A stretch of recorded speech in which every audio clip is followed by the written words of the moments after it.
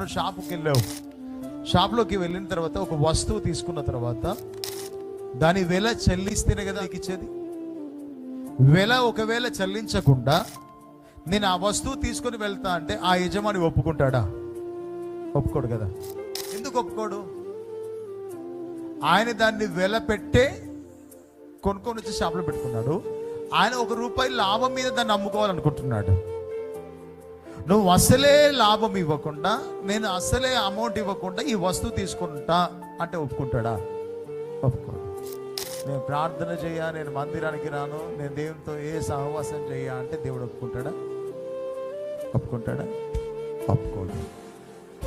ఒప్పుకోడు కాబట్టి అద్భుతం నీ జీవితంలో జరగట్లేదు. ఈ రోజు నా దేవుడు నీ పరిస్థితిని మార్చాలని ఆశపడుతున్నాడు.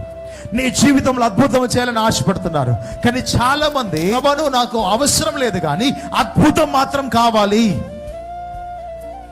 నీతో ఏ సహవాసం చేయను, ఒకప్పుడు చేశాను కదా, ఆ సహవాసాన్ని బట్టి నన్ను ఆశీర్వదించమంటే దేవుడు ఆశీర్వదించాడు. నువ్వు మందిరానికి ఎందుకు వస్తున్నావంటే నీ కుటుంబంలో దేవుడు అద్భుతమైన కార్యము చెయ్యాలి అని. ఈ మందిరంలో నువ్వు ఎందుకుంటున్నావు అంటే పరిశుద్ధాత్మ దేవుని సహాయం నువ్వు కోరి. కానీ ఆ కోరిన దేవుడు నీ జీవితంలో అద్భుతం చేయాలి అంటే ఆయనకు నువ్వు ఎవరో తెలియాలి.